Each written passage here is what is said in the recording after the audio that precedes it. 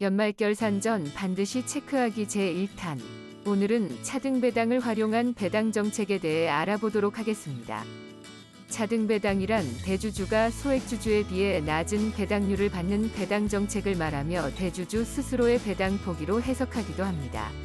이는 대주주가 배당소득세와 종합소득세의 부담으로 인해 저배당을 선호하거나 기업의 이윤이 적정 수준에 못 미칠 때 배당 권리를 소액주주에게 일부 양보 포기하는 경우를 말합니다.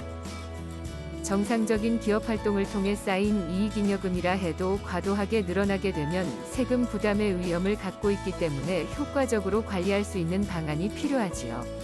이때 많은 기업들이 바로 차등 배당을 활용하고 있는데, 이는 일반적으로 영업활동을 통해 창출한 이익금을 주주들에게 투자의 대가로 환원하는 것을 뜻하게 됩니다.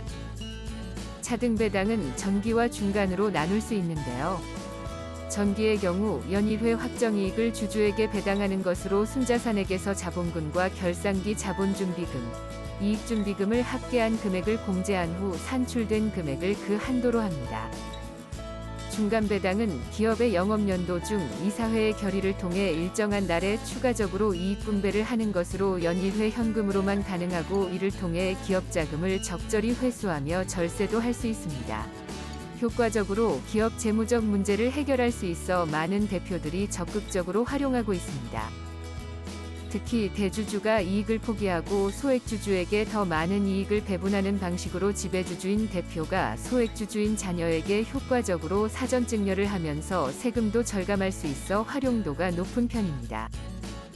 이렇듯 절세 방안으로도 사용되어 왔던 차등 배당과 관련하여 법령의 개정이 있었습니다. 2021년 1월 1일 이후 초과 배당에 따른 이익에 대해서는 소득세와 함께 증여세가 추가로 과세됩니다. 즉, 초과 배당 금액에 대해 소득세가 과세되고, 초과 배당 금액에서 소득세액을 뺀 금액에 대해 다시 증여세가 과세되는 것입니다. 기존에는 초과 배당 이익에 대해 소득세와 증여세 중 큰 금액으로만 과세되었다면, 올해부터는 둘 다 과세하게 되면서 세 부담이 증가하게 된 것입니다. 결론적으로 올해부터 차등 배당의 세부담이 높아지면서 절세의 실익이 크게 떨어졌다고 볼 수 있습니다.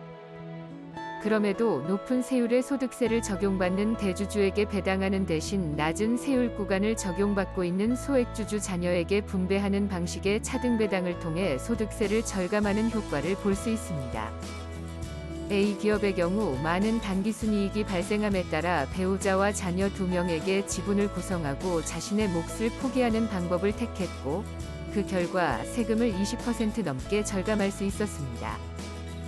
차등 배당을 통해 자본을 환원하는 과정은 자금 출처가 명확하기 때문에 세금을 절감하며 사전 증여를 진행하는 것이 가능해 가업승계 또한 효과적으로 진행할 수 있습니다. 이를 구체적으로 살펴보겠습니다. 현재 규제지역에 있는 주택을 매수한 경우나 거래가격 6억 원 이상인 주택, 법인이 주택을 매수하는 경우에는 자금조달계획서를 제출해야 합니다. 이 자금조달계획서는 주택계약 시 부동산거래계약신고서와 함께 제출하여야 하는데요. 이때 부동산 거래신고를 받은 담당 신고관청은 신고 내용을 검토하여 적정성 여부를 판단하게 되고, 만약 자금 출처가 부족하거나 증여가 의심되는 경우에는 해당 거래 내역과 확인 내역을 탈세의 심자료로 국세청에 통보하게 됩니다. 이와 같은 상황에서 자녀나 배우자에게 자금 출처를 미리 만들어 놓는 것은 매우 중요한 일이 되었습니다. 차등 배당은 자금 출처를 확실히 만들어 줄 수 있는 방법 중 하나입니다. 차등 배당은 이익잉여금 환원을 통해 비상장 주식 가치 조정이 가능하고, 청산소득에 대한 법인세과 의제 배당을 미리 절감할 수 있는 방법 중 가장 합리적이고 합법적인 제도이기도 합니다. 차등 배당은 소액주주에게 안정적으로 지분을 이동시킬 수 있고, 주주 이탈을 방지하는 데에도 도움이 된다고 할 수 있습니다. 지분율보다 높은 배당을 실시함으로써 주주의 충성도를 높이는 동시에 더 많은 지분이 이동할 수 있는 동기를 부여하고, 기업의 생동력 있는 가치 투자의 장을 열 수 있는 기회 또한 될 수 있습니다. 차등 배당을 통해 주식 가치를 하락시키면 가업승계 부담이 축소되는 장점도 있습니다.